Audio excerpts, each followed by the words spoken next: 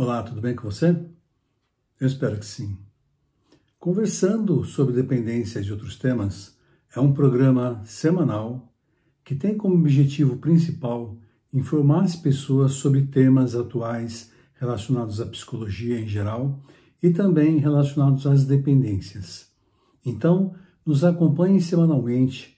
Peço para que você nos ajude na divulgação, compartilhe o vídeo com as pessoas, com familiares, com amigos e também assine o canal caso não tenha assinado ainda.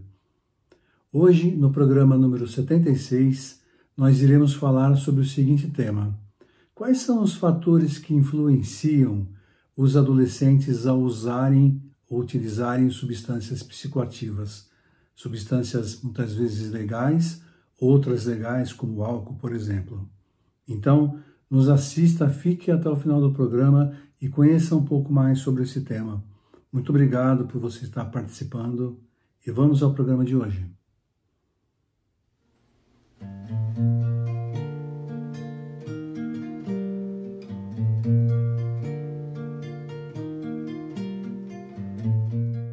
Olá, Neide. Tudo bem com você?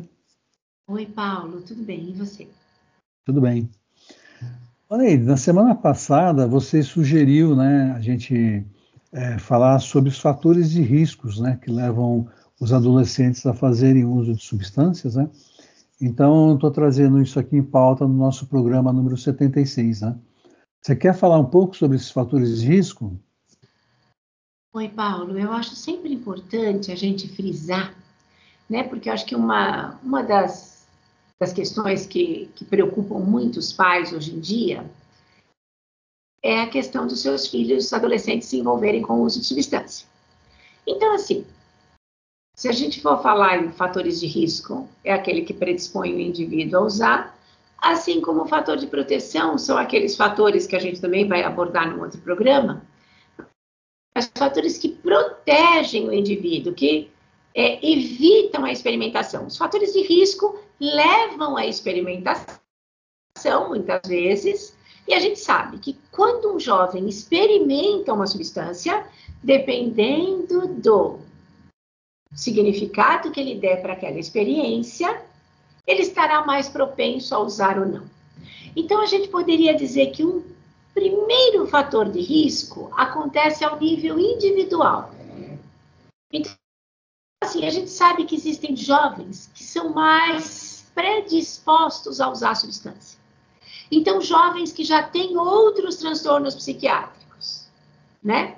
A gente sabe, por exemplo, que o transtorno de conduta cursa é o primeiro transtorno que se associa ao uso de substância.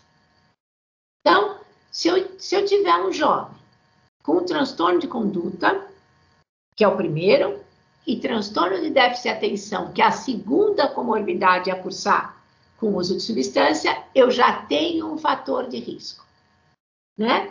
Então, assim, os pais, quando detectam que há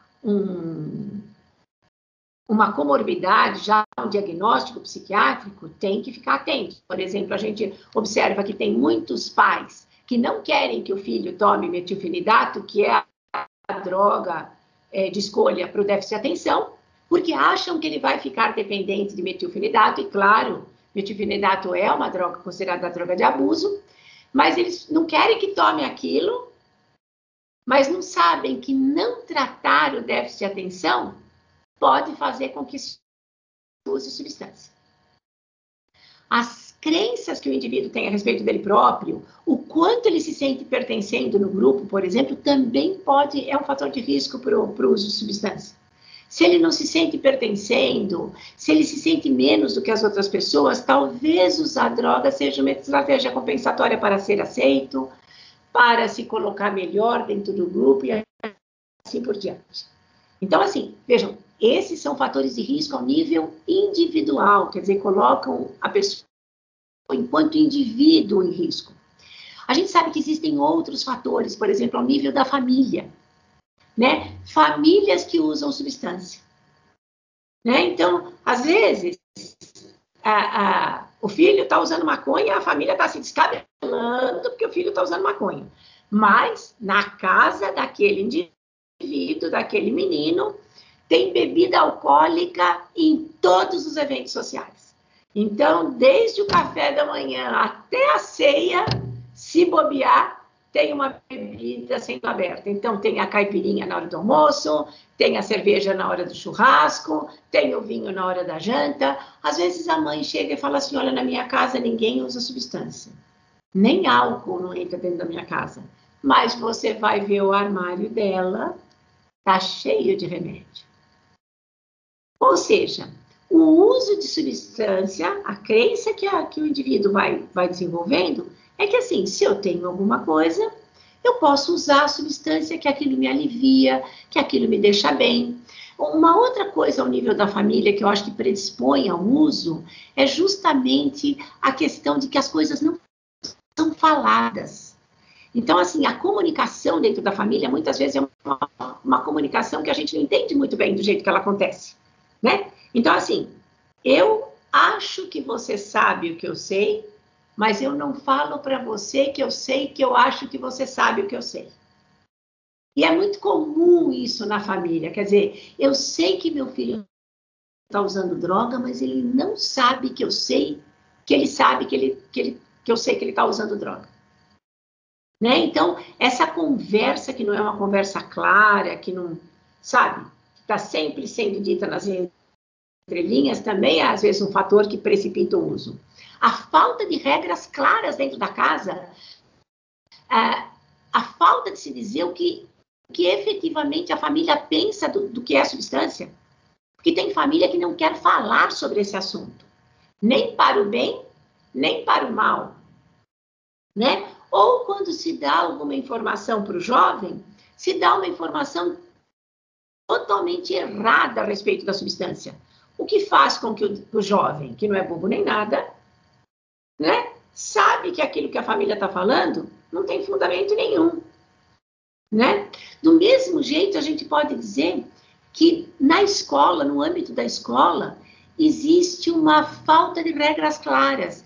Eu lembro, Paulo, que uma vez eu fui convidada para fazer uma palestra numa escola daqui de São Paulo, e a pessoa conversou com a minha filha e falou, sua mãe aceitaria fazer uma palestra aqui para os pais e tal? A minha filha falou, conversa com a minha mãe, né? Ela provavelmente viria. E a coordenadora falou, olha, mas se ela vier, não pode falar mal da maconha, porque muitos pais aqui fumam, e nós não queremos ter problema com os pais. Então, veja, era uma escola que não tinha regras claras sobre o uso de substâncias, quer dizer, o que podia e o que não podia. Não podia nem fumar nem beber, mas fumar maconha não se falava nada.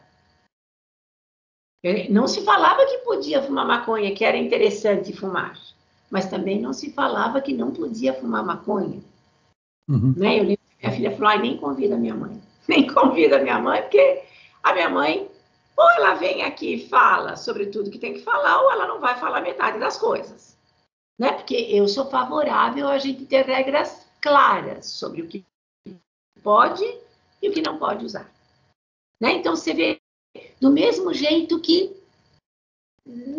nas questões mais da comunidade, né? Você vê que muitas vezes as propagandas, aquilo que é dito na propaganda para o jovem não fica muito claro, né? Propagandas de álcool sempre estiveram associadas a desfechos positivos, quer dizer, quem bebe está sempre na praia, no sol, conquista as mulheres mais bonitas. Então, na verdade, fazendo um resumo, Paulo, acho que a gente pode elencar esses fatores que eu falei como alguns dos fatores principais para o uso de substância entre adolescentes.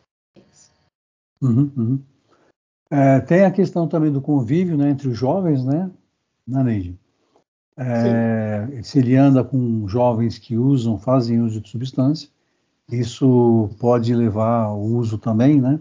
Visto que os adolescentes, como a gente falou no programa anterior, eles não têm freio, né? Muitas vezes eles não têm a capacidade de fazer um julgamento adequado e eles acabam fazendo aquilo que os outros fazem para acompanhar, para fazer parte do grupo, né? Um outro fator também, Neide, que você falou, né, que é o fator familiar, Também, além do que você disse, também tem a questão do acolhimento, né? Ou seja, da saúde mental da família, né? Se o jovem ele participa de uma família na qual não existe muita saúde mental, ele pode acabar fazendo escolhas erradas, né, por não se sentir amado, não se sentir acolhido, né? Perfeito. São muitos fatores, né, que determinam, né? Não é uma coisa assim, uma regrinha que tem 3 itens só e pronto, né? Mas tá bom. Neide, na semana que vem, então, nós vamos falar então sobre os fatores de proteção, né? Como os pais podem agir, o que os pais devem observar para dar um suporte para o filho para evitar que eles entrem em contato com as substâncias, né? Tá bom? Ok. Ok, Neide, obrigado, viu, mais uma vez. E a semana que vem a gente volta a se encontrar. Tá bom, Paulo. Um grande abraço para você. Boa semana.